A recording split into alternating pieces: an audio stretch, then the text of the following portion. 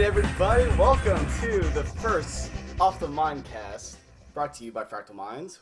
Coming to you from sunny Southwest Florida. All right, Kevin, this is the start of a beautiful thing. Yes, it is. I am really excited to get this going. As you can see, we are Fractal Minds. Mm-hmm. We've only been in the talks of a podcast for 8 months now, I think. Probably about 5 years. I think when you break it down, it's about 5 years old. But yeah, thank you everyone. This is going to be our little podcast that we talk about what's going on with us, our world, and what we want to share with everyone. Oh yeah, just talk over about current events going on with the gaming, video, comic book universe, everything that we can possibly fit into one segment. We got movies, we got games. We got us. We have us. Look at that. That's beautiful. We got beer. I had a little hair curl thing going on. Kevin's so pretty. Kevin's the one on the right. James is the one on the left. In case anyone. If you don't know. Yep. I'm the one that listens to good music, yep. as my Ranster shirt will tell you. Well, by all accounts, I look like the innocent one. Yet, if you ever watched us play Spelunky, I am horrible at it, and the troll. Yeah. Well, let's stop being around the bush and let's jump right in, Kevin. I agree. Let's go. What's our first topic today? Destiny. This is the latest game from, as you can see, Bungie. It has just come out very recently on all platforms that you can pretty much get your gaming habit on, except for PC. Yeah, and reviews have been everywhere on it, from people not liking it to, or let's say not liking it, but it fell below their expectations. Very mixed results. I, for one, am pretty happy with it. It's definitely way different than what I was expecting. I was expecting something. I don't even know what I was expecting, to be honest with you, because this is kind of what they've been promising, but just... It's still linear, in my opinion. It's too linear? Yeah, I think so. Because you can pick up... I mean, they have a lot of levels. They have a lot of planets, but it's just levels. God damn it, Kevin. Failure. I turned my volume down, but I didn't push the... Oh, you are the worst. There you go. I want a new co-host right now. Better call Josh. All right, I'll keep you. All right. Okay, so, well, that... I don't know. Yes, I see where you think where you get the linear, maybe because it's like you go back to the same areas back and forth every once in a while, but they have a lot of different activities that are presented to you. The patrol missions, there's the strike missions now. There's Bungie's been saying this. There's a lot of content that opens up after level 20. We just hit that. We did. We just hit it last night, actually. We did, yeah. That's it last night. So, a week after the game came out, we got level 20. Yep, which compared to some people who are at level 25, 27, I think I saw. I joined the Crucible match, and that's where my fault is at in the game. I mean, well, let's go back to the gameplay real quick and everything. Graphics, stunning. Oh, beautiful graphics. The controls, everything, those are they hit those right on the mark. Those are great. But the story is a little light. Like, you don't know. I guess I haven't read all of the Grimoire, those cards. There's a lot of detail.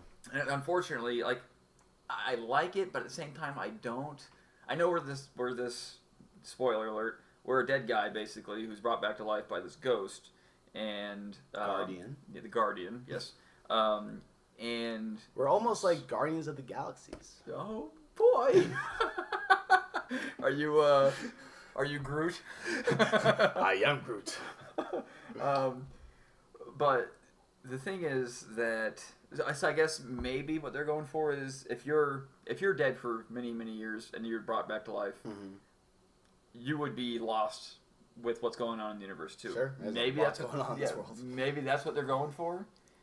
but I wish there was somebody, like, I wish there was some backstory. I wish there was something other than me having to go on a grimoire and then tying everything together. Like, I don't want to go and read everything. Like, you have this...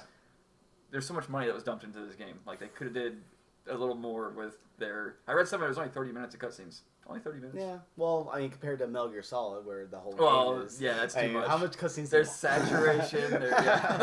I do agree that the story could be...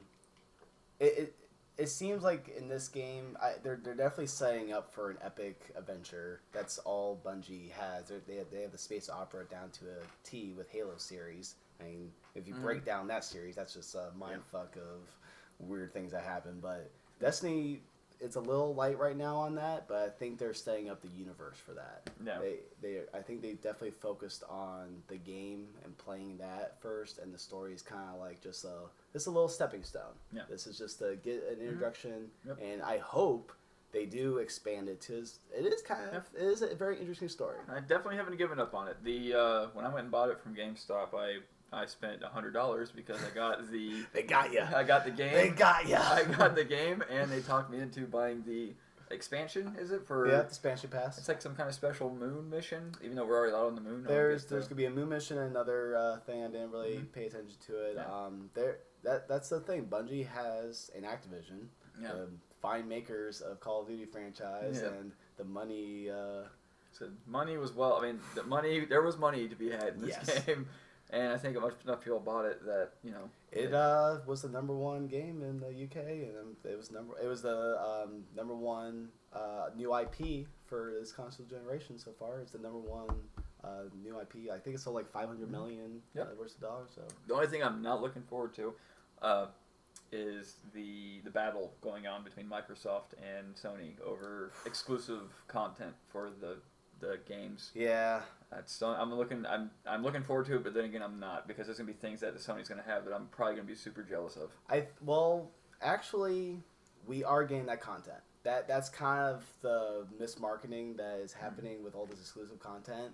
They put it out there, hey, exclusive for Sony, but in all reality, we are getting it. It's just gonna take forever. And for people who don't know, we are playing on Xbox platforms. Yes.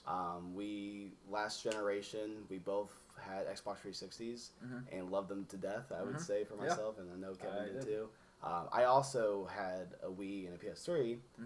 I personally liked the Xbox more just because of the world that it was representing. It had the achievements. It had most of my friends on there. It had a great gaming hub, and I liked that being my center of gaming world, and that's why I kind of kept with Xbox One. And I like what they're bringing to the table a little more than what Sony is. Yeah. I agree. And it said just to go on that, if we had more funding, we would probably... More funding and time, I guess you could say. We both have our own separate jobs and everything, of course, but it's more or less... We're going to focus on one platform for now because we don't have the funds to go buy a PlayStation 4 as well. Kevin, just so you know, it's the alcohol. The PlayStation 1 came out a long time ago. We can buy one if we want. Yeah, probably. It's like, what, $10? Yeah. But no, I meant the PlayStation 4. We don't have the money to buy an Xbox One. Technically, there's a PlayStation 1 down there. It's just also a PS2. It is backwards compatible for all you people who like backwards compatibility. Yeah, I wish that wasn't gone with the wind anymore. And so, James, what race and background did you choose? Very good. As you can see, we have the 3 classes on screen right now. To the left is the Warlock class. That is the one I chose. It's the one I play in the beta. And really, the reason why I just stayed with that is I like being like a magic user and also a badass with guns. And Warlock had that cool ability where you throw a Nova Bomb, and it's fun. It's really cool, and that's why I chose that class. Kevin? I'm the hunter. I am an awoken hunter. That is on the right. But on the right side there, which you'll see a photo of us later on that we there's some work put into that, getting that photo together. But, a lot of dancing. Yes. I also played with the hunter, the awoken hunter during the beta, and I enjoyed it a lot. I liked the special that comes with it with the gold gun. The golden gun, yes. Which I am jealous of yours, where you can like take out 3 people in one blast. Where for me, I gotta aim all 3 times and hit them, and make sure I don't miss. Yeah, that's where yours seems like it could be more precise. Yeah, because you can actually pinpoint and shoot at them. But mine's kind of like, hey, there's a bunch of guys here. Throw your bomb and we'll wipe all of them out. It's like, I like that. Yeah, and it differentiated a lot with them. Now. You don't have you have the Warlock. What's the other? The middle one is the Titan class. Titan. Yep. Now theirs is just a ground pound. That's also a radius area effect. Yeah, area effect. Mm-hmm. So I mean, they didn't go too different on that. Other than that, with the Titan, you're going to have to be right there on top of people for it to be effective. Yeah, you got to be up close and personal with them. Yeah. And in the grand scheme of things, it doesn't seem like there's too much different with them. They all shoot the guns the same, it seems like. Mm-hmm. They get the same guns. Yeah, they get all the same guns. There's no, especially, that's kind of where Borderlands did, was each class did a little bit better with certain guns, so that kind of more pushed you in a direction more than its abilities. This one, the abilities are all pretty freaking cool. Yeah, they are. Like, you can get the glide. My jump ends up being like a jetpack. Yeah. And yours is more like a double, triple jump now. Mm-hmm. Yeah, I got that triple jump. And what you noticed though with yours, when you got your upgrade, the jump didn't you didn't jump as high. Well, there's different upgrade levels, and that's what's kind of cool about it too. It's not just a straight linear path with the upgrades where you just jump higher than highest. Yeah, like you get to choose different attributes with it, so you can kind of go either a faster jump, but not as high maybe, or then one that you can kind of get more control with it. So I do like the upgrade and ability paths that they're going with. Yeah. Pretty. It is. Oh, that's something that James and I have been playing. I have been known to stop and look, and I'll point things out to James. Ooh, the volcano's erupting. Yeah. Or like it gets you. I mean, Bungie is the best developer for cloud boxes. They did it with Halo and even the multiplayer maps where you're kind of not supposed to be like focused on the background. Yeah. They put amazing battles going on in the background, and it's beautiful. This is definitely one of Bungie's best looking games, and I'm gonna say that's where most of their money goes, is toward their art team. They are top notch. Yeah. Well worth it. But yeah, so far I'm liking it. There are elements you can definitely see where Bungie pulled some of the elements from Halo. Like there's a gun, we don't get it, but I kind of like how you're stuck with the guns that you choose. Like you don't get to just pick up weapons left and right off of dead enemies. I kind of like that. But there's one gun, and I've mentioned it to you before. The gun that emulates the needler. Yeah. Yes, like you can definitely tell where certain elements get pulled from, because there's this light blue bullet coming at you, and it just follows you. It's like it's pulled from the needler. Oh yeah. You can definitely really see where they've gotten elements from. And the reason I also chose the hunter was because I like being stealthier. It is hard to do in this game. You can't really be stealth. It's not built for stealth. Yeah. But I mean, it's supposed to be snipers, up close and personal with a knife. Which I will say, if we want to move on to the Crucible real quick. Kevin's a big fan of the Crucible. Yeah, so much of a fan that I almost returned the game. I'm like I said, if we haven't spoken about it before in previous Let's Plays, I'm definitely more of a story guy. So one player, it's not bad. It's actually very good. I can definitely see myself playing this, and I'll hold on to it, because they even said they're going to work on it for years to come. They'll be coming out with...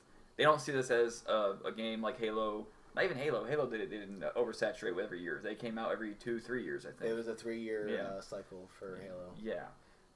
So they said they want to just bring out expansions on this. There's going to be expansions, and then there's definitely going to be a Destiny 2. Definitely. Yeah, there's no way we're not going to have a Destiny 2. For people I've seen people talking about that. Yeah. And for the record, Activision loves their money. Exactly. People Call need of Duty. Box copy. Yeah. For the record, we have not beat it yet. We're getting close. We just got to Mars. I hope that's not a spoiler.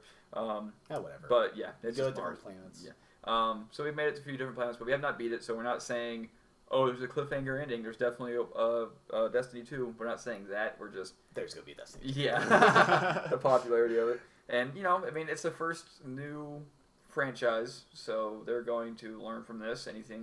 If there was a very popular point that people were making, fans of the game, they'll probably listen to those and make those adjustments in number 2. Yep.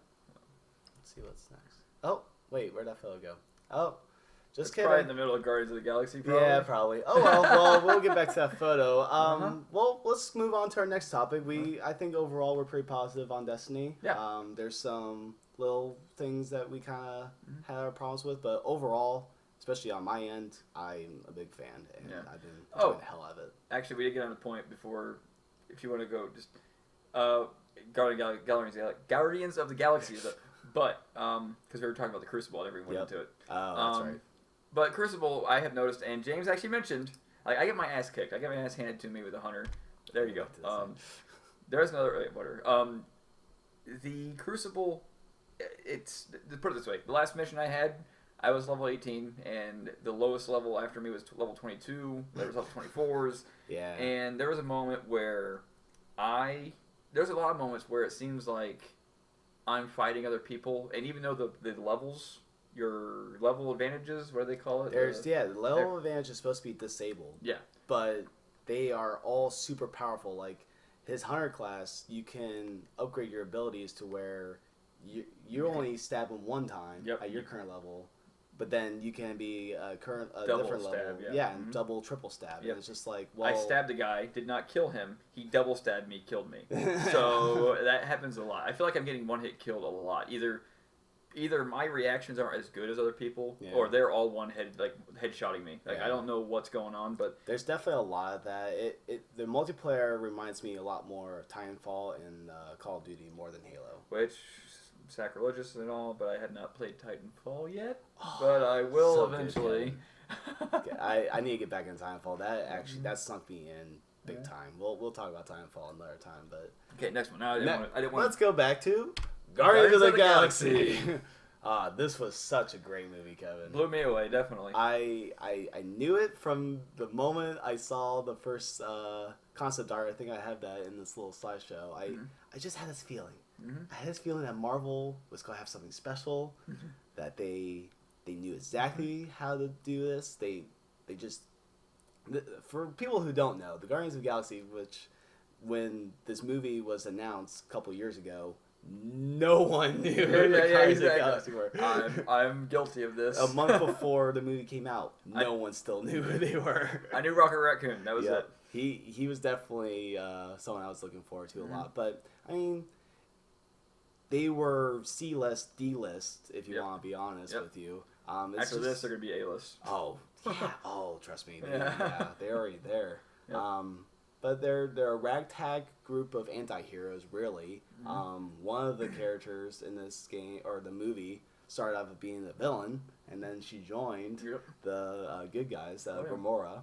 So they did everything right. The comedy is on par. The beautiful scenery, too, by the way. That was also... We talked about Destiny. Yep. This movie looked amazing, too. I mean, look at those... scenes. I mean, and Thor did that too. Yeah. Thor was a beautiful movie. Well, the thing with Thor, I could almost... I was bothered by the fact that it almost looked CG. This, everything was fake, obviously, I'm pretty sure. Yeah. But it looked good. It didn't look... I don't know, maybe it's because where... Again, I apologize to anyone if I offend anyone. I don't know the name of Thor's world. Oh, Asgard? There you go. God, okay. We are doing Nerd School. This is on podcast now. We are doing Nerd School. I am the professor. Kevin needs to up his game of nerd knowledge. I know. I don't, I can enjoy the games. I can read the comics. I don't study it. Or I don't read enough of them. I'm sure if I've read enough of them. Like Mass Effect. I was huge into Mass Effect. I played them all multiple times. So I know all the background. I know everything about Mass Effect. I'm sure if I spent that same amount of time on Marvel or DC, I could learn about the backgrounds of those characters as well and learn everything there is to need to know about. He didn't know who Stan Lee was. I was Just put it out there. I was making a joke about, you mean Spike Lee? Yeah, a joke. Okay. Well, back on track. So we have Chris Pratt here as our main guy, Star-Lord, who is just a badass in general. He really sold the movie and was definitely a great hero that I think kids can aspire to be. Yeah, he's definitely a good background. He's the human element in this story. Not a lot of humans in this, as you can see in this picture. He's the only one. You got a tree, an animal, an alien, an assassin. Well, two assassins. Well, yeah. But I'm trying to think out what Batista's character. In the comics, he's a possessed body. Like he died and was brought into that. They didn't really touch on that in this Origins. Which I will say, I was worried about. Oh, great, they're bringing a wrestler into it. And I'm like, but Batista, he actually, I mean, he the guy he doesn't have a lot to say, but I thought it was funny. Like his character, he pulled it off. Yeah, I mean, his character had a lot of funny moments. I mean, that could be following what the comic book did. Well, so in the anticipation of this movie, because I didn't know the characters too well, but I kind of wanted to get... I knew to understand who they were and what they were in the Marvel Universe. Yeah. And so I wanted to discover them more. So I started reading... it was the 1990 line of the Guardians of the Galaxy, and it's pretty good. Yeah. I like it a lot. And the 5 characters in this picture right here, they're in it, but there's a few more characters in there. Yeah. Man, I did a good job. So this is a picture from that comic, and actually a couple different ones. But we have a couple different characters that you probably don't recognize. I don't know. The one that's to the right there with the blonde hair, his name's Adam Warlock, and he is a badass. Yeah. He kicks ass a lot, but I was really shocked to see him not in the movie because he was definitely the comic that I read. He was a big part of it. There's a lot of characters that are a part of the Guardians of the Galaxy that could be there. Now, if y'all saw the, I see a character you're probably about to mention. I already know who it is. If y'all didn't catch it in the movie, James, you can carry it away from here. So, in the bottom middle, next to Star-Lord, is a little dog. And he's wearing an astronaut spacesuit. His name is Cosmo the Space Dog. And if you don't get the relevance of that, it's because he is in the movie. Yep, he in the middle of the movie, we go to the collector's little museum, wherever you want to call it, and Cosmo's in there, and I freaked the fuck out when I saw it because right before I was reading the comics, and I saw him there. I'm like, this is the best character ever. He is a space. Well, he's an astronaut. As you can see, he was sent into space by Russia and then traveled through time to the universe that we're in. And he's a telepathic dog. And when he is speaking into your mind, he has a Russian accent. Like the comics are written out in like a Russian accent. It's amazing. So they pulled it together pretty well. Yeah, they did. Awesome. That's great when writers can capture someone's their accent very well. That's pretty cool. It was really cool. But yeah, the movie's great. I'm really excited to see where they go. They already announced a sequel. That's gonna be given to us in 2017, I believe. Yep. While we're on the Marvel universe, and where, if none of you heard yet, which you must be under a rock, or like me, you don't pay attention to Marvel news a lot. Anyway, so but Thanos. He played a part. He's supposed to be the big bad guy in the next Avengers. Well, Avengers 3. Yes. Oh, I got you. Avengers 2 is coming out, and that's Age of Ultron. Now, I have heard... Are we talking about Avengers later, or can we... We are going to be talking about the Marvel Cinematic Universe in a little bit. So all right, so we'll hold off. Okay, no problem. All right, let's move on. So we talked about the big game that came out recently. Destiny. We talked about the big movie. Let's talk about more like what we've been doing recently. Oh yeah. And I was setting up the pictures for this, and I came across a wallpaper of one of my personal favorite games that I saw Kevin play recently. Yeah. And I just want to get a quick little what he thought of it. So as you saw earlier. Yeah, Bastion. This excellent game. Thank you. It's a beautiful game again. Beautiful visuals. You got Supergiant Games. This was their first game that ever came out, and They hit the marks. They definitely did. They sure did. Their narrative. That's a whole nother. That's a whole nother ball game. They touched point on that. If you don't know, one of the big features that the reviewers mentioned about this game was the narrator in this game. He was a character in this where he told the story in this amazing way where he just it was orgasmic to the ears. Yeah. Like you almost want him to record, like you have those is it called story, not a story, when you record a story. Yeah. When you record it and have something like you listen to it. Audiobook. Audiobook. Yes. You almost want him to do an audiobook for your life. Yeah, basically. As you're walking around, like, then James went to the store and bought some eggs. But yeah, we don't do it justice. He definitely nailed it on the head. But when Josh heard it, when I was playing it, he thought it was the actor that I wish I knew the guy's name, but he's the actor. He's in Friday. He's the father on Friday. He's also Ice Cube. Really? I don't know. Ice Cube's the main character. It's actually Ice Cube's father, actually, I think. In the movie. At least in the movie. I got that. Yeah. Well, yeah. But if I can think of his name, something Davis, I believe it is. But anyways, Keith David. There you go. That's it. He almost thought it was him. He does it, like I said, this guy does a very good voice. This guy's a very, very good voice. Fun fact, Keith David was the voice of the Arbiter in the Halo series. Yep, I knew that. Yep. Okay, very good. Yep, I knew that. 1 point to Kevin. Woo! Keeping the tally.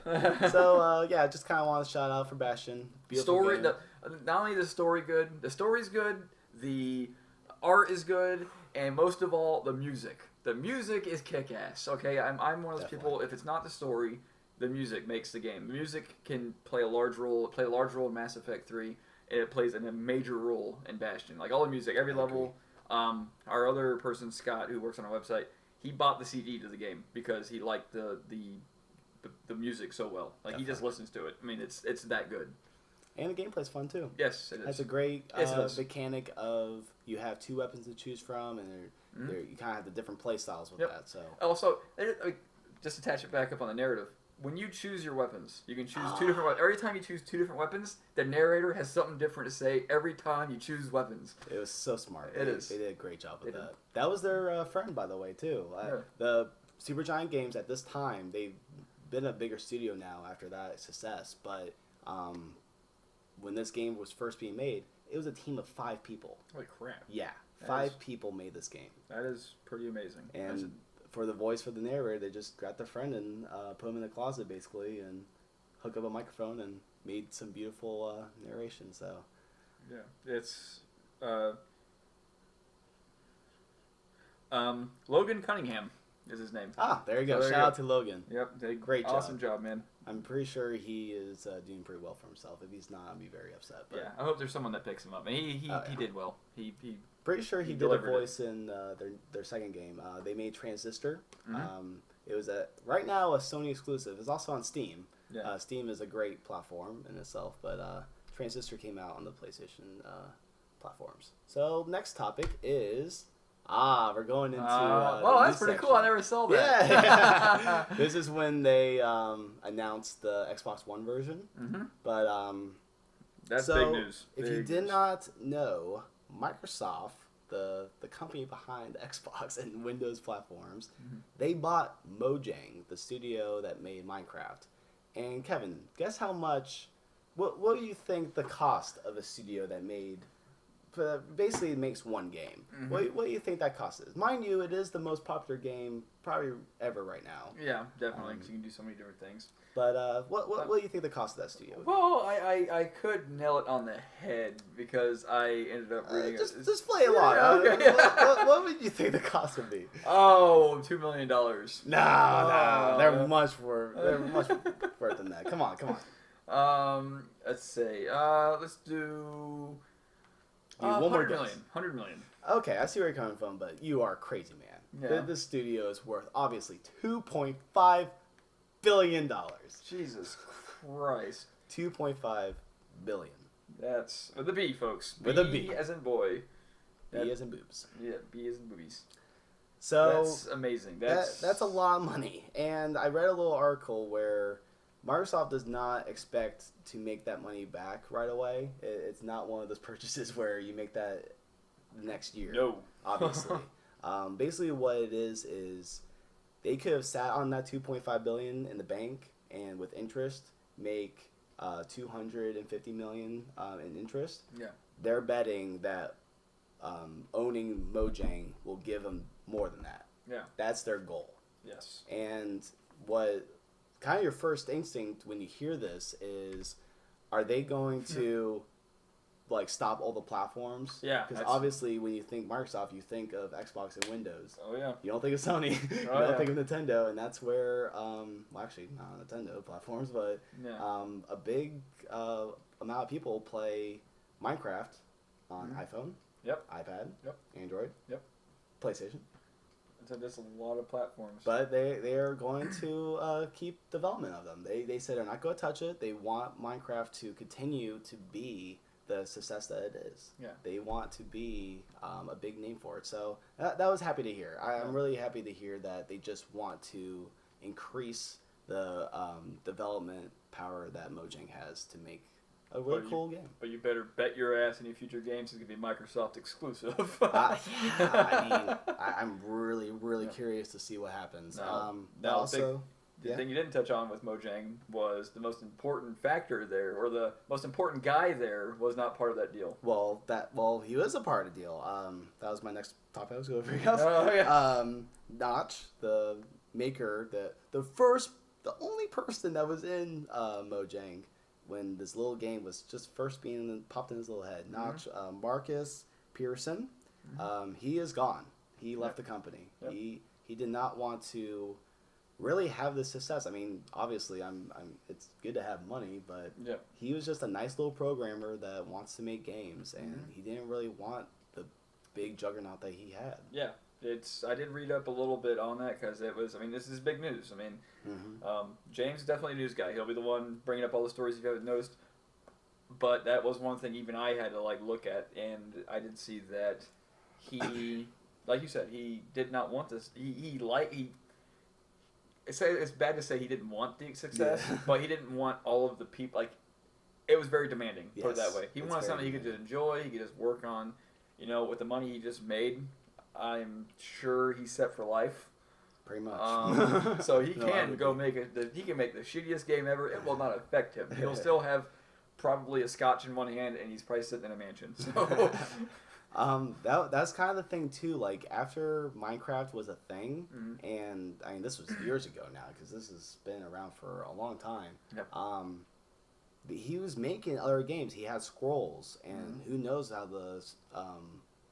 what's going on with that. But also he had the space game that was very ambitious, and I have not heard anything of it. I hope they do something with it. I think he might have scrapped that actually now that I remember it, but. Yeah, I just kind of want to mention it. It's really big news.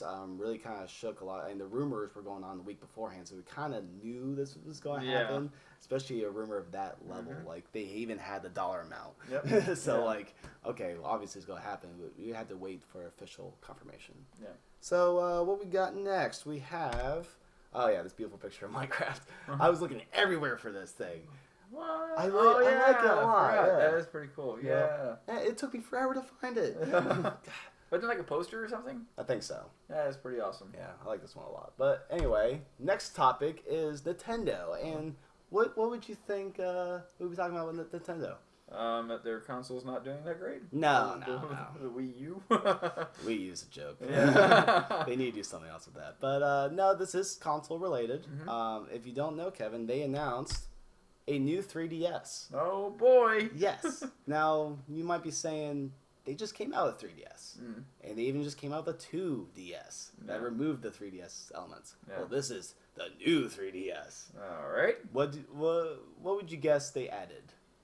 Well, let's see. Is that supposed to be the concept art or the concept photo or something? Or this is the actual picture, and this is a side-by-side of the original on the left and the new on the right. Well, I see they have a start button now, and some speakers. Like I said, I'm assuming, is it touchpad now, or touchscreen now? Was it? Oh no, the other one was touchscreen. Because you had the stylus. Stylus, yeah. Better graphics. They improved the CPU. the CPU and the other one had a problem. It didn't have a problem, but it is like comparing, especially to the Vita, PlayStation Vita. The 3DS is not like super powerful. Like it's definitely nothing compared to like the graphics of the Vita. But being a fan of Age of Empires, I was disappointed of their version of it. Oh, on the DS? Yeah. Oh, okay.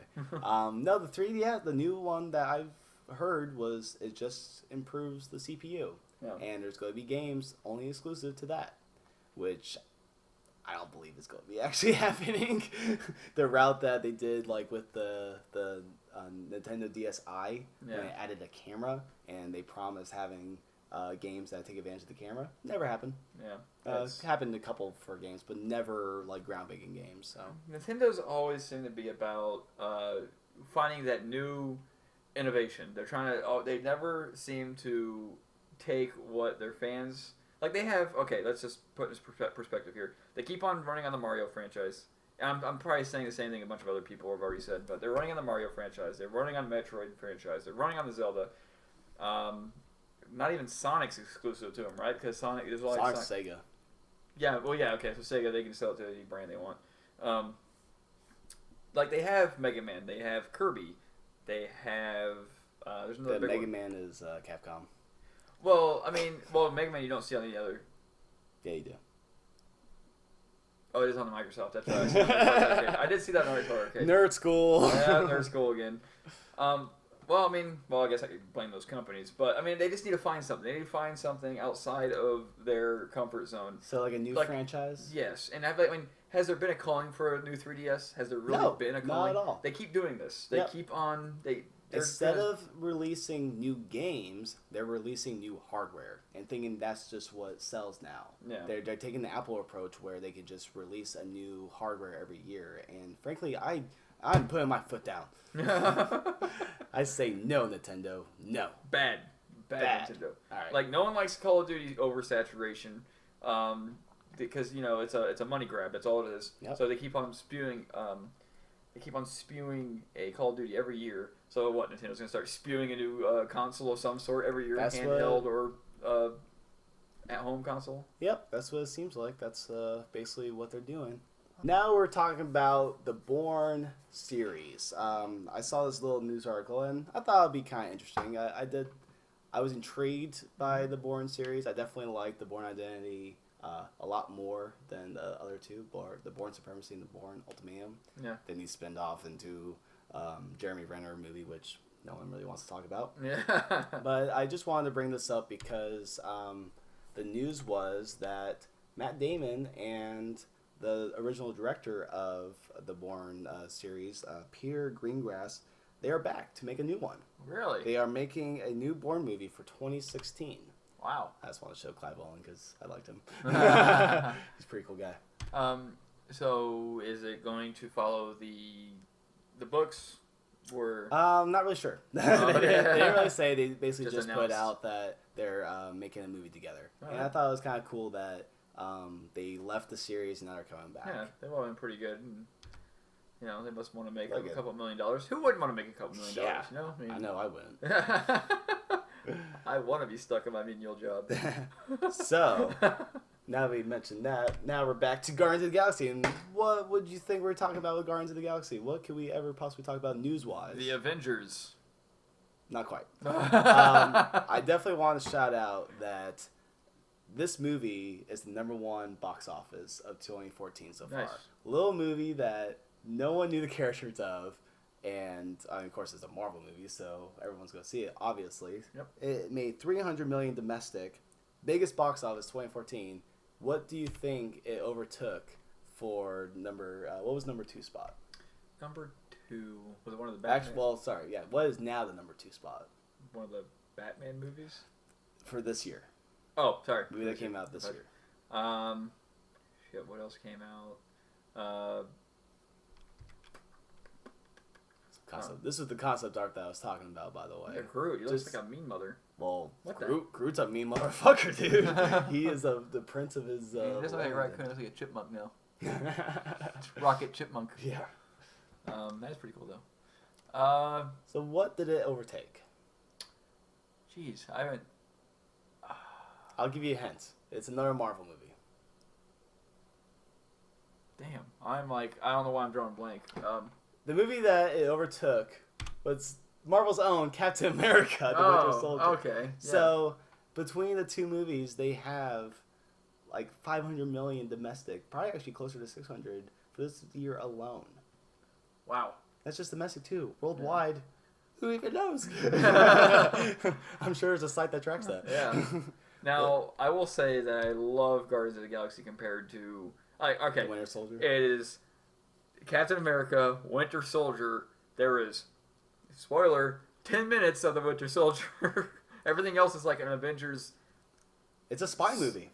Yeah. It's a very much spy Bond movie. Yeah. There wasn't a lot of Captain America versus the Winter Soldier. I mean, it was good. It was a good character. I wish they just did more with him. Yeah, true. It was definitely a setup for everyone who doesn't know about the comics, and that's kind of also why I wanted to bring this up, because there's been a lot of rumors about this. Yeah. The Winter Soldier is supposed to take up the Captain America mantle.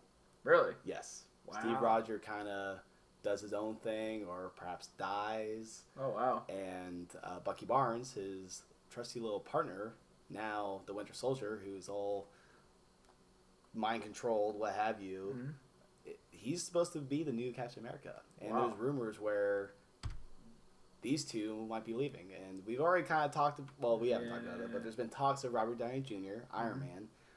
They have any contract with Iron Man, though, or with Avengers, not with a new Iron Man movie, right? Correct. They have him contracted for doing Avengers 2 and 3. We mentioned that Avengers 3 will be with Thanos, so... Good thing he didn't blow up all the suits. Not all but one. Iron Man 3 was pretty interesting. I want to rewatch that. It's been a while since I've seen it. I didn't get to follow the Iron Man comic book series, but if I was a fan and say there was a suit that you just loved in the series, you only got to see it blow up. You didn't even get to see it in full action. From my knowing of Iron Man, there's really the one suit. I mean, this is the main suit. Yeah, to me, for me as well, because like I said, I never followed it as strict as some people. But I know there's some diehard Iron Man fans who followed the comic book series, and like I said, there's a lot of suits there. I wonder if any of them they could have touched up on. But go ahead, Dave. Neither of them might be in the Avengers. I mean Iron Man, he's Robert Downey Jr. He's only contracted for Avengers 2 and 3, and and he mentioned that there's no plans for an Iron Man 4 right now, so we should not be seeing that during the Phase 3. Yeah. And then recently, same thing kind of going on with Chris Evans on the right, Captain America. He kind of has a contract that is going to be ending pretty soon too, and I think he's for Avengers 3 and 4, 2 more movies after Avengers 2 that's going to be coming out in 2015 very soon. Age of Ultron, I'm very excited. That's awesome. Who knows what's going to happen with his future. He kind of mentioned, he even said in an article recently, he kind of just wants to do a director. He doesn't really want to act too much anymore. You make so many millions of dollars off a movie, I guess, you can just pick and choose your battles. And it's kind of like your creative juices. Like, he kind of maybe tired of acting. Like, he just wants to be behind the camera and tell stories that way. Tell the full story instead of just being the one character doing this. So, and I'm going to say a major spoiler about Captain America. It's the ending, basically. So if you haven't seen it, skip the next, 10 seconds or so. But, because it ends with him... Spoiler alert. It ends with him basically saying that he's going to continue to follow the Winter Soldier and I guess try to befriend him. So I wonder if maybe if there's a number 3 or something, sometime during that Captain America dies and maybe the Winter Soldier takes over for him or something like that. That's been rumors. Yeah, okay. So we'll have to see. The Marvel Cinematic Universe is a very interesting beast. It is. And I can't wait for Thanos to show a bigger part of it. I was so happy for him to be in Guardians of the Galaxy. My mouth dropped open. I'll say it. My mouth doesn't usually drop open. I saw Thanos. I was like, wait a minute. What is this? He showed up a little early. Yep. If all goes according to plan for what they've kind of been setting up, it seems like we're going to have Avengers 3 be Avengers and Guardians of the Galaxy teaming up to fight Thanos. That's what I'm kind of thinking and really kind of hoping for at this point. That sounds like a really exciting movie. You almost wonder, because I'm sure it's already hefty contracts for the big actors and the Avengers. Yeah. Because of the success, Guardians of the Galaxy, you wonder if they're gonna pull in more salary now. They're gonna be the A-list actors that are gonna be big bucks like Robert Downey Jr. So yeah, I mean, it could very well be that. I think they probably limit it too much because they don't want that situation again. But who knows? That's stuff that's all behind the tables anyway. So. Let's see. Our next topic is a little known movie that I really became a big fan of. Now You See Me. Have you seen this movie? I never got to see that movie. I think we're going to do a viewing of this, and we should definitely talk about this movie because it's one of my favorites. One of my good friends, Whitney Miller, he I should have already said his last name, whatever. I'm sure there's plenty of Whitney Millers out there. Yes, but only one that's important to me. Yeah. He was a big fan of this movie, and he was like, "Oh, you gotta see it." And I definitely wanted to see it in the theaters, but it's kind of one of those things where you just never got around to it. Yeah. It's so hard to get to the movie theaters nowadays. Yeah. But when I eventually watched it, I fell in love with it. Beautiful characters, beautiful imagery. It's a group of magicians. You have Jesse Eisenberg, Woody Harrelson, Eliza Fisher, Dave Franco, Mark Ruffalo, Morgan Freeman, and Michael Caine. That's a pretty damn good cast right there. Yep. Well, good. Yep, but no, go for it. No, well, I'm stupid here. My mind's everywhere, and I have a little bit of alcohol in me. So, I actually did see this movie. Oh my god, you are the worst. Kevin is the worst. I want this on paper right now. I'm here to support him, yet fail him at the same time. So you've seen this movie? Yes, I did. I actually liked it a lot. Yeah. I did. Very good. They did very well with how they told the story. They did. Little twist. You got some twists. Just to kind of, for anyone who doesn't know, it's a twist movie, and I'm a big fan of those. Oh yeah, I love twists. I don't want to get into twist. Saw one big twist. Anyways, we'll talk more about this. Yeah. I would like to kind of do a showcase for this movie, so we'll talk more about it. But the reason why we're talking about this is they announced a sequel. Oh, very nice. Yes, this could be coming out in 2016, the summer of 2016, and all the original cast is back. So very nice. Very excited to see what's going to be happening with that. And they are a group of magicians that fool a lot of people and do a big score. So after Woody Harrelson's portrayal in Zombieland, I've loved him as an actor ever since, and he was in True Detective. True Detective, a great series on HBO. Did you watch it? It sucks. I usually follow series from beginning to end, but my roommates I was with at the time, they were already into it. So I walked in from work one day and they were on the third from final episode, and I picked it up from there. So I already seen the ending. So I didn't get to really see the beginning. Kevin. Yeah, so I usually hate when things like that happen. No, I refuse to do it. And like when people are watching a series, it's not episode 1. I'm like, I can't do it. Sorry. Yeah. So it's something you're interested in. Yeah. Yeah, definitely. I would definitely go back because I actually like the beginning of the season more than the end. Yeah, I like the setup more than the finale to it. Yeah. Well, I can't really judge you because I haven't seen it. Yeah, I liked their setup for the characters. I felt like they were building up to something, and it just seemed like the ending kind of just was blah. Like it just was thrown on the table, and that's it. Like I don't know, it didn't really compel me, and it was kind of quick. I will say that since I got to see the ending. Yeah. It was kind of quick. I think with the things that guy was doing. Oh, that was horrible. That his death, everything about it was. I guess I was kind of wanting, like, they built it up so much. They start at the beginning, and you really don't know what's going on. You're learning about these characters, but you're learning the story little by little. And I was kind of, I guess, wanting a bigger finale, like wanting to know more about who it was and then resolve it. They kind of just resolved it all in the last episode, and that's it. So that was a little disappointing me. But for our 6th item today, we are going to quickly talk about the iPhone 6. Oh my Jesus. I just kind of want to bring this up to point because I thought it was... I retract everything I said about Nintendo. Yeah, Nintendo is... great compared to these guys. I thought it was just kind of funny that just a few years ago when I heard about a new Apple device coming out, I would go on the internet, read all about the keynotes, about what happened. I want to know like what they're talking about. And with this one, couldn't care less.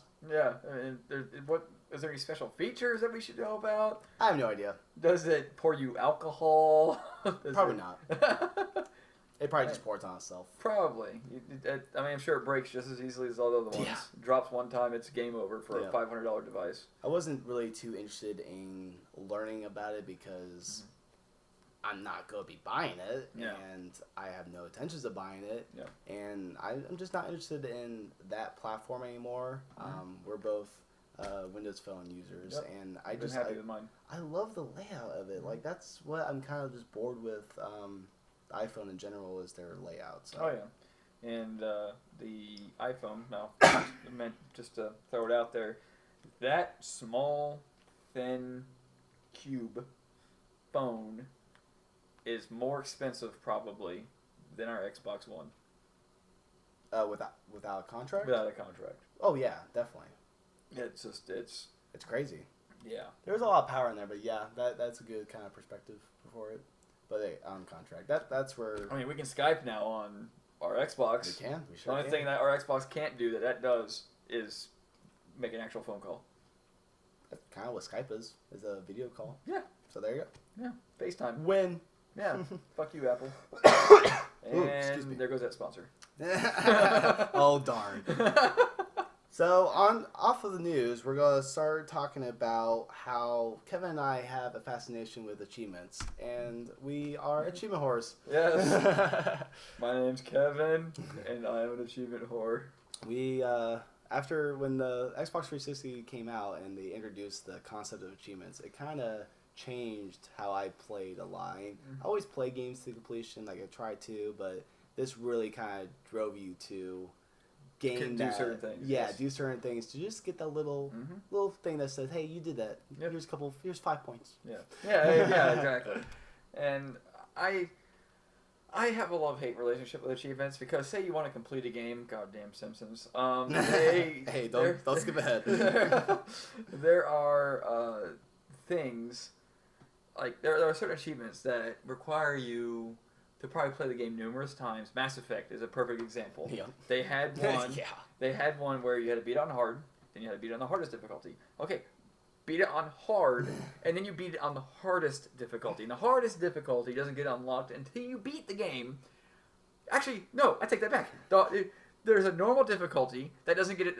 That is normal. Like it's regular mode. Hard difficulty doesn't get unlocked until you beat it in normal difficulty, and then the hardest difficulty doesn't get unlocked until you beat the hard difficulty. Yep. So you had to beat it 3 times. Yep. That's like 40 hours of gameplay if you don't do the side missions. It's bullshit. Yeah, some companies are better than others when it comes to achievements, but also they want you to play their game. For the people that want that full perfect score. Guess to get you $60 worth. Yeah, true. Look at that. God. Skyrim. Okay, I didn't even get to. There's a whole city I skipped on that thing and I beat the game. And I can only imagine how many missions. So, being achievement whores, we kind of are. We want to cheese a couple things, or we're trying things to. we're proud of, I guess. Yeah, well, we want to. Sometimes we'll do something just for the fact of doing it for the achievement. That's the only reason why we're doing it. So, what was the first game that we did that with? The Aegis Wing. Aegis Wing. That's a slow picture. Sorry about that. That's all right. Yeah, so that was a pretty fun experience. Kevin and I, we were trying to figure out what we wanted to play, and we're going through all my arcade games. And this game came out a long time ago on 360, and Kevin didn't play it. And it's like, hey, you want to play this little game? He's like, yeah, I don't know. It looks stupid. I don't know. Blah blah blah. I get over the top-down shooters very quickly, and this one wasn't actually like that. So yeah, it was a pretty fun experience, and we played it. And then there was a couple of achievements where one of us can't shoot to get by, so we fulfilled our achievement horror. Yep. The only thing we need is a 4th player, so we can do the final stage of the. Because in this game, you can actually combine your ships all in the one to create this giant monstrosity, and that's how we ended up beating the game, was when we combined I don't know, forces, I guess you could say, combiner ships. Yes. And there's an achievement. There's an achievement that we've yet to get. Which, I mean, it's not hard. It's just we gotta get a 4th player, and it's simply having all 4 people combine. That's it. We could just turn on some controllers. Probably, yeah. I think that's how we're gonna do it. Yeah. We just need to do that one night. We need to remember to do that. Yep. Achievement horror. Our next game that we played recently was Portal 2. Yes. Speaking of achievement horror. Yes. Is that a heart in the background? It looks like a heart. Where? That is definitely a heart.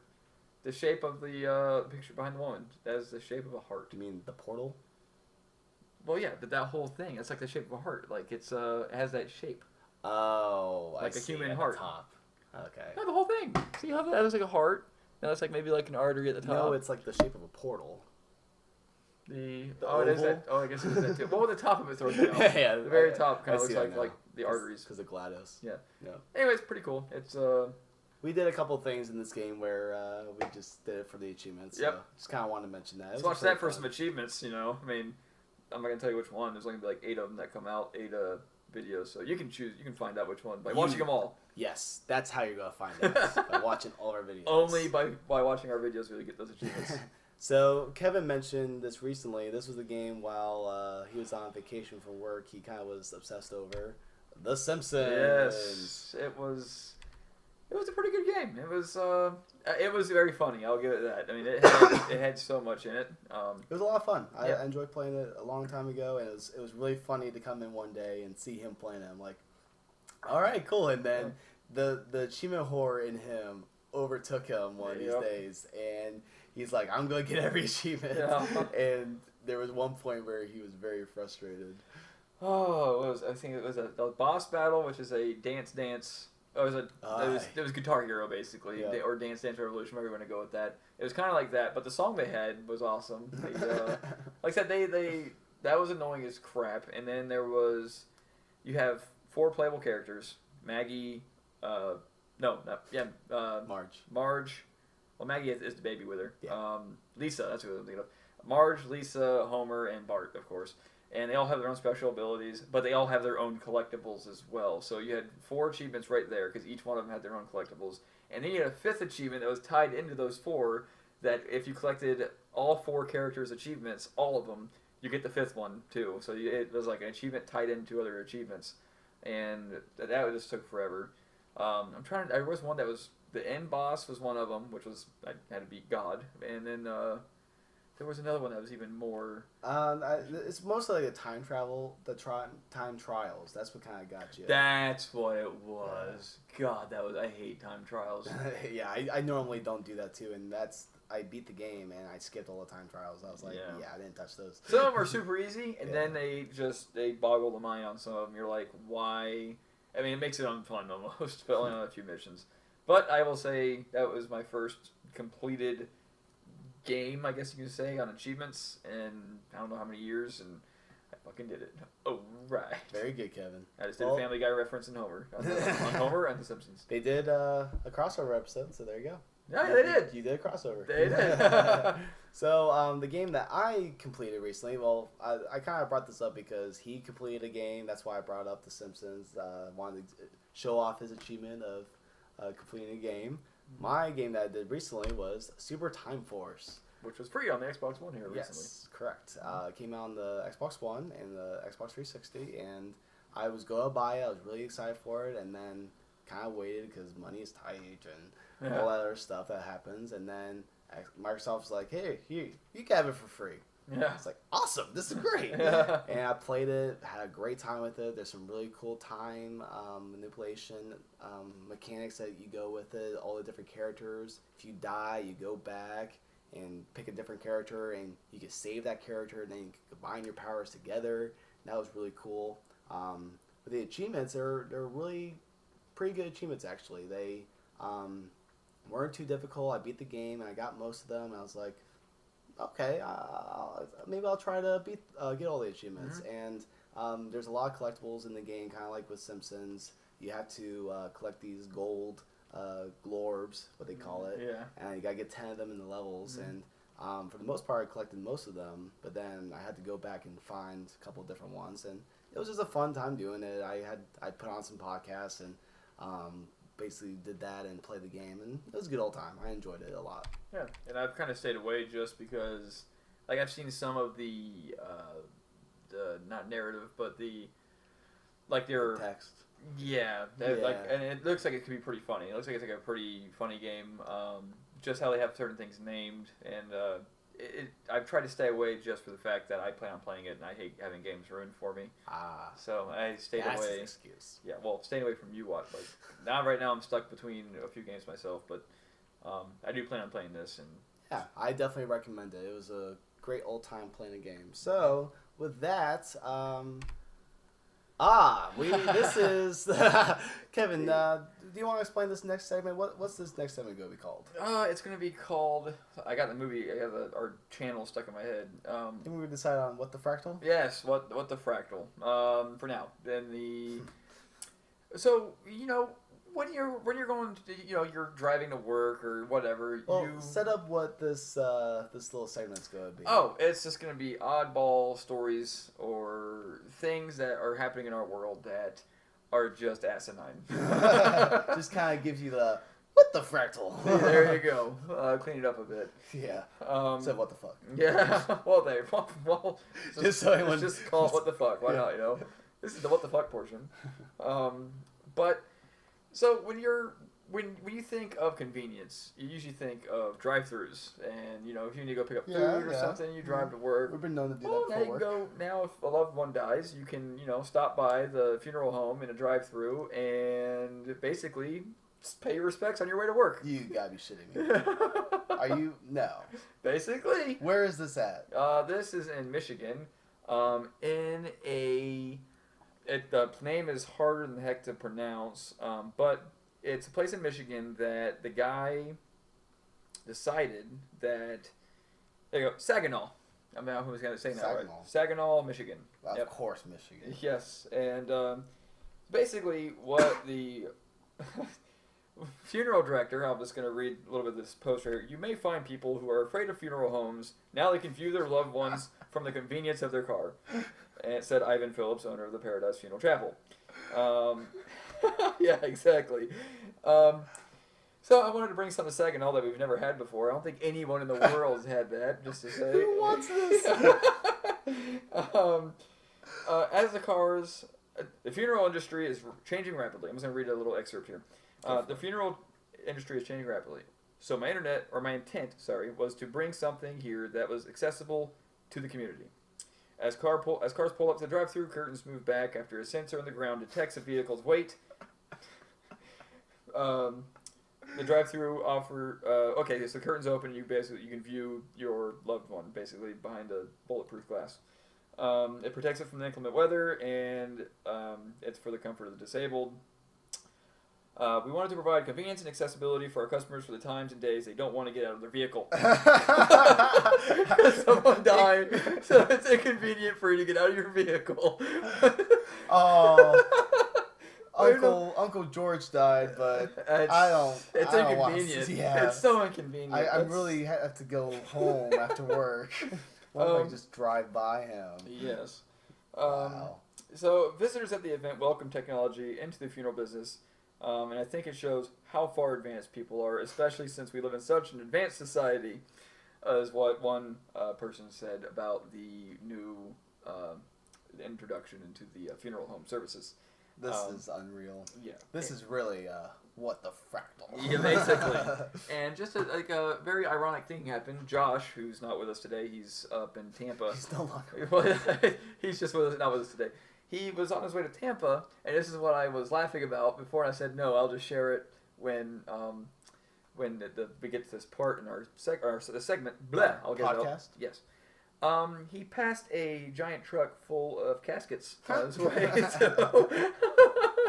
So the casket industry is doing well, apparently, because I guess so. It was a truck full of caskets, and it's just kind of ironic because we're not talking about this today. Or at least I was bringing it up. Yeah. You got anything to add to the segment? No, I'm good. No. This is horrible. Yeah. I guess if it's for disabled, I see that. But other than that, I think it's pretty disrespectful. Still, there's handicapped parking. I'm sure. I mean, you don't look how the coffin is tilted. Yeah. So it's just there was a photo, but I didn't want to had a family in the car viewing their loved one. I don't know how you even, and it had the dead person in the casket. Yeah, so that's horrible. Yeah, so I didn't want to put that photo on here, but it just seems so. I mean, it's like people talking about how communication today, or not to get into this whole philosophical thing, but how communication today is so. It's not there anymore. Human contact is rare because everyone's hiding behind a screen now, whether it be your cell phone or online on a computer. Everyone's communicating via text or Skype or something. Even Skype is better than texting. But now we can't even view our dead ones. Yeah, give them the respect that they deserve and go out of a vehicle. Yeah, it's for the inconvenience of getting out of your vehicle. Really? That's horrible. That's going to. This I'm story's interested had to see. enough time. Yeah, I'm interested in see So, where it goes. our next segment is going to be a couple of items that we just want to bring to the table and talk about. Stuff that we particularly love, maybe, and just want to give a shout out to them. So, my first pick is good. Which I think is complete bullshit. bullshit. These guys, we talked about it recently. That's what kind of gave me the idea to talk about it for the first pick. Penn and Teller's bullshit. Penn Jillette. You got Teller there. I forget his last name. Sorry, Teller. Yeah.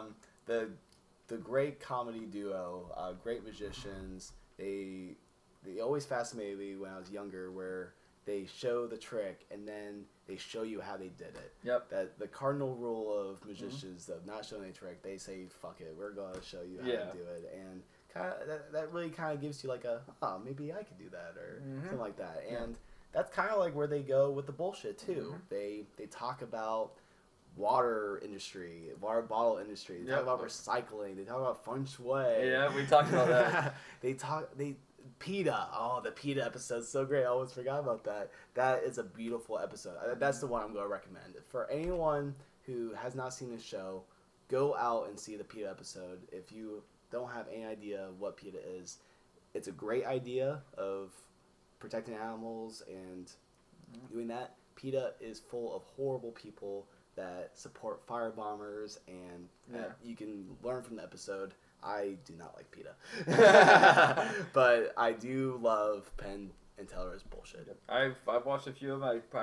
I needed to do some catching up on it. Josh would actually be able to add on to it because he loves them so much. But I've watched a few of their episodes, and I thoroughly enjoy their banter and just the one man banter. He can carry a show by himself. But anyway, he does Teller does some. Teller's very important to the duo. Yes, he gives the visual gags, and Ben Gillette also had a very funny podcast where it's basically a one man show of that, and he just rants about a certain topic, and the man is a beautiful man. His views on religion and science and just how human beings should be. It's something that is close to my heart and my thoughts. And it's good for a man like that to express it, and someone that's like kind of equal in your views. And he's definitely a well thought out person. So I just noticed something real quick. Oh yeah, does he have fingernail polish on his ring? He does. I'm actually kind of cool that you said that. So that is a memory of his mother. Oh, that's pretty cool. He always paints that one particular fingernail for his dear departed mother. So that's pretty cool. Yeah. I honestly I did not know that. It wasn't like a setup. That was seriously me. I did not know. These guys are amazing, and I love them. So I definitely wanted to be my first pick. Your first pick. All right. And now on to Kevin's, and mine's a little less outside of entertainment in the fact it has to do with electronics. Well, I guess there is some electronics that are involved, but it involves a GPS. It's mostly going outdoors. It enjoys billion-dollar satellites that are government's funds and Google. All right, government. Basically, it's a worldwide phenomenon that seems to be getting bigger and bigger each year. It is called geocaching, and they can be anywhere. That would be. What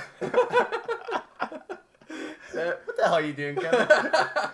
What the hell do you think you're doing? All right, there's two aspects of geocaching. One, it takes to a very unique spot that's off the beaten trail, that is beautiful. If you think you can only get, just orgasmic scenery, so to speak, from, say, Skyrim, okay, you can get it from anywhere, and sometimes you don't even know where to look. geocaching is awesome because it basically is a worldwide. I want to say scavenger hunt. There's people who'd kill me in the geocaching world that don't like the term scavenger hunt, but it's more of a seek and discover, I guess you can say. Okay. Yeah. And basically, you and me can hide something out in anywhere in the world. You just can't bury it. That's the only stipulation. You cannot bury it. It has to be something that can be found. It can be as small as a pin cap and as big as a 5-gallon bucket, even bigger. The concept behind it came from like in the Army. Okay, I guess back in. You don't mind going on a little longer, do you? No, go for it. We'll talk about what a cache is, yeah.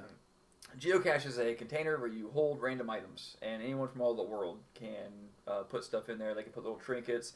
I found one person, I guess, came from Germany, and because Florida is a hot spot for vacationers, and they will usually hide items that are in Germany, like McDonald's toys. And I always found McDonald's toys in a lot of the caches I found.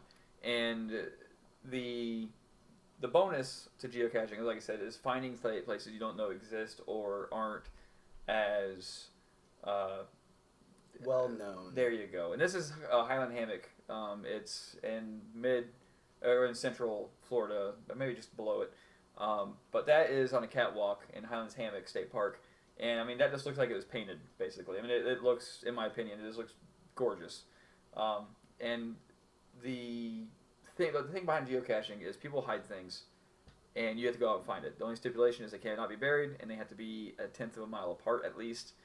And hopefully you're respecting the grounds that you are on. You're not destroying anything with the environment.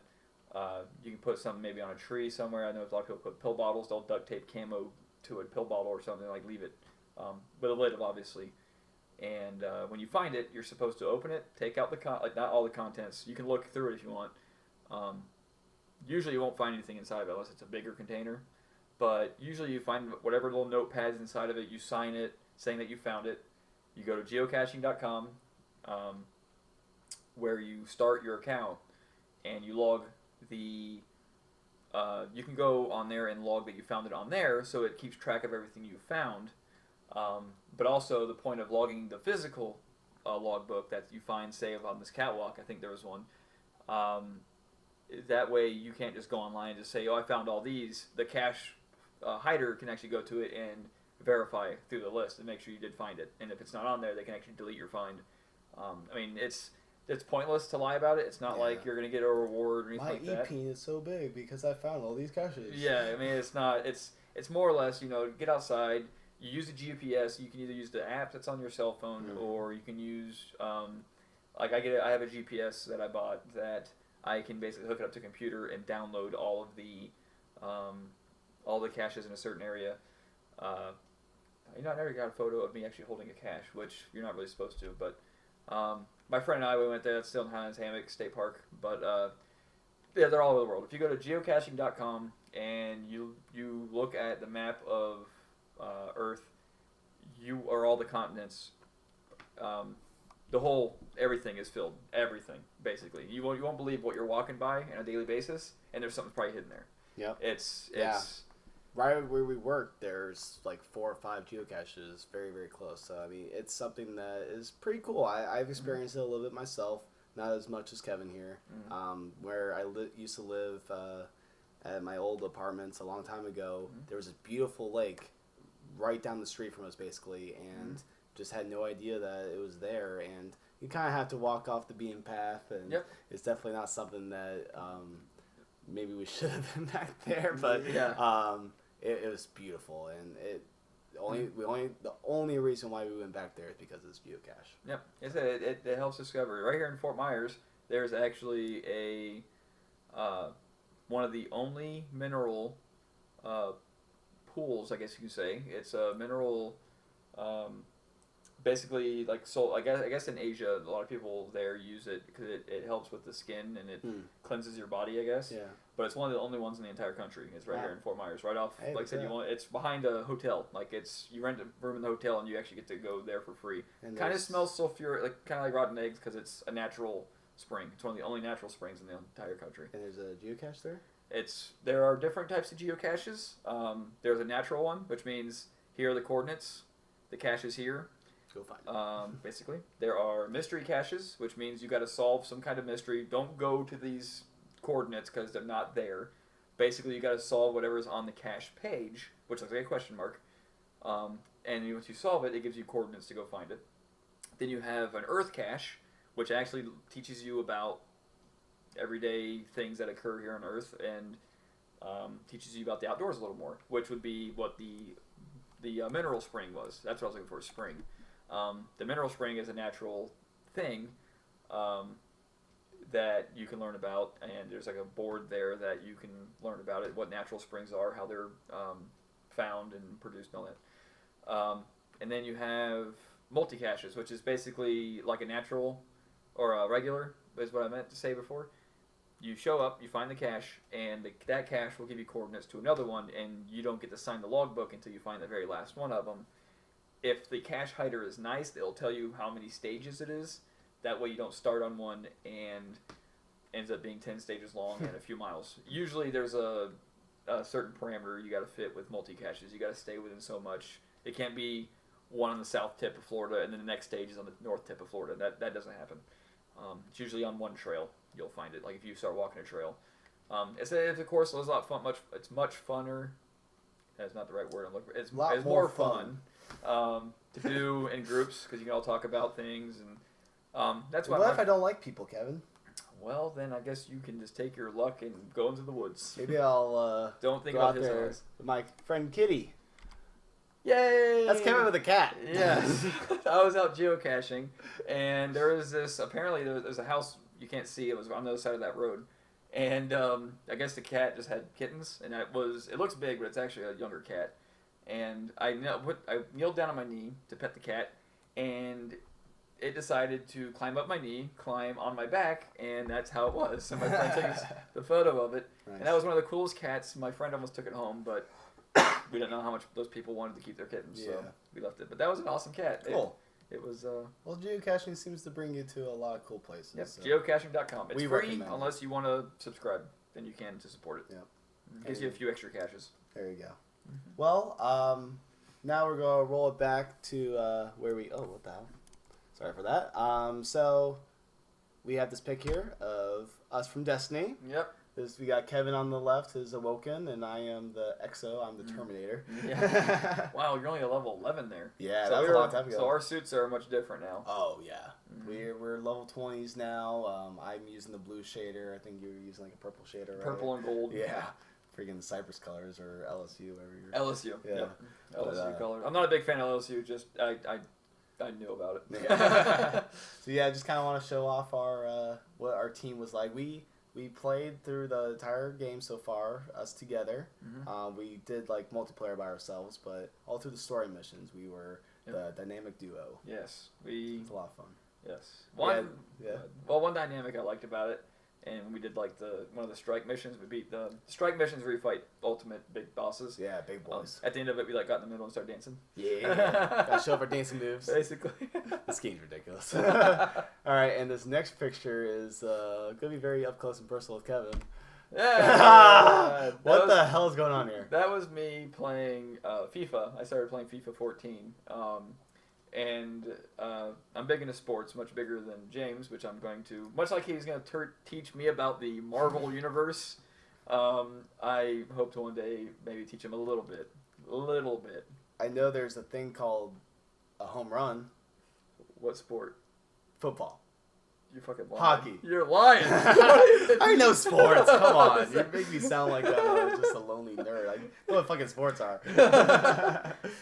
I just find them boring. Name a player. There's not enough lasers. Name a player. What player did I talk about? Adrian Pearson. Talking about it. You talk about Mike Allstott. How about them Bucks? Mike Allstott's been retired for like 10 years. Yeah, so. Okay, well, as long as you knew about it. Anyways, I was messing around with GameFace, which is by EA Sports.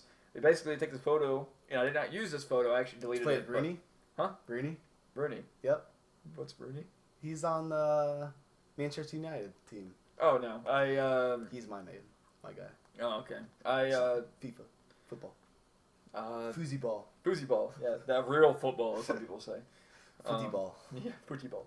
But this is game face. Basically, it captures your face and puts it on your player. The one on the right is the one my first time doing it, and as you can see, it kind of got the color of my goatee a little bit, but didn't get the rest of it. I like the middle part. Yeah, the middle strip. Like, what? And my eyes look kind of reptilian. It didn't come out right. Because basically it takes a photo from the front of your face, and then you take another one from the side of your face, and then it extracts that and puts it on a character. The one on the left is a better depiction. I don't know, man. It's much better than the one on the right. You grew your hair back pretty fast. Yes, I did. Well, that was a weird thing. Like, it doesn't, where it takes a photo of your face is right below, like at your forehead and just before your sideburns. Oh, weird. So it actually doesn't see your hair. I put the hair on there. That's weird. So you put the hair on your character. I wish I could take a photo of what he looks like in the game, because it actually looks different than that in the game. But that's my 3D character. So that was EA. a very interesting experience. Yep. Next one. So, Kevin, what's going on here? Well, let's see. My battery died. And there's 3 guys, and a lot of people pointed this out, so we're just going to go ahead and point it out as well. 3 guys, 3 separate vehicles, no jumper cables. But, very, very important, game of cornhole. So, I had, so Kevin's car wasn't starting one night, and... His truck, sorry. Oh, gosh. Don't want to misname his vehicle. His little truck there. I had a cornhole game that I've owned for years and didn't actually have it in my possession for about a full year. So my neighbors had it. Mm-hmm. And just like the night before, I believe, I put it back into my vehicle. And I was lazy. I didn't want to put it back into the house. I'll just put it. It was late at night. Yeah. Because it was after 4th of July. So I kept it in the vehicle, and thank goodness I did, because that made time fly by so fast. I was actually, to be honest with you, I was really disappointed that the AAA guy was there. I wanted to keep on playing. When I described our situation, the AAA guy, I said, he's like, "You're in Bass Pro's parking lot," or something like that. Fail. I'll cut that out. We were in a parking lot. When I talked to AAA, well, no, I'll cut that part out. But when AAA came, when I described the situation, they, "Oh, so you're in that such and such store's parking lot?" I said, "Yes, just look for the guys playing cornhole," and he got a pretty good chuckle out of that. But it was easier for him to find us. The parking lot wasn't entirely empty, but this side was, because our store was closed. But said it was fun. It was a fun little game. Yeah. And let's see, Steven beat both of us. Our good friend, coworker Steven, he smacked us. He smacked us down. He rocked our world with his cornhole skills. And just to add on to it, he actually he's crippled. Yeah. There's a long story for that. He has a bad leg. Wanted to show that off. Yeah, PB is bad. That was a lot of fun. Yep, a lot of fun. And our last picture and our closing thoughts are going to be with this. We both celebrated our birthday, and that was commemorating. This was for Kevin's. Mine was also another time, but this was Kevin's birthday shot that we had right at 12 o'clock midnight. Yep. This is a good thing to bring up. The reason why we're even doing this is because we would go into the parking lot after work, and you would think, "Oh, yeah, time to drive home." Us, hey, let's talk about games and movies and what's going on, and it ended up being 2.5 hours of conversation that we would have. Yep. And eventually we keep doing this, and it's like, hey, we should work on some stuff, and that's how Fractal Minds was born. Yep. Pretty much. It was, and so we both figured out we both had the same interests. The same interests, and boy, we built off of it. And this night, this was Kevin's birthday. Crown Royal. Yep. We were in the parking lot. We didn't really have plans to celebrate. I mean, he had to go house sit for somebody, and I think I opened the next morning too. I think you did actually. There was a lot going on today, so I didn't get to have a proper party, I guess. Not that I party a lot anyway, but party. So we had shots. Yep, we were talking, and we looked at the time, and it was pretty damn close to being midnight. So we were like, "Fuck it, let's just go have a birthday shot," because that's what you do for a birthday. Yep. If you ever go to an ale house, that's where we were. You can kind of see the sign back there. Ale House Zinger Mountain Melt. The Zinger Mountain Melt is delicious. It's delicious. throw that out there, since I'll throw the restaurant that we were at. So, I think with that, we will call it a night. That was a pretty fun experience, Kevin. It was for our first one. Yeah. We had... Off the mind. Off the mind. And I'm like, I don't know if we have enough to fill an hour. I think we got an hour and a that. half out of it. Yep. So thank you for joining us. Please stay tuned. We're gonna try to do this on a regular basis. We don't have a time schedule yet, but we do want to kind of keep it in the rotation. So yeah, always wanted to do this, and finally getting the chance. And tomorrow, we forgot to even mention it. Yes. Tomorrow, Wednesday, that's when this is gonna be. Today. Yeah, today. Our 50th episode. Wow, 50th videos. Yep. 50 videos on YouTube. Yep. That's something else. It is. It's an accomplishment in itself. Our hard work's paid off. I think so. Let's go eat. Oh, I'm so ready to eat. I was about Tuesday wing night. Wednesday wing night. I don't even know what time it is. What year is it? Yeah. All right. Bye, everyone. Bye. Love you.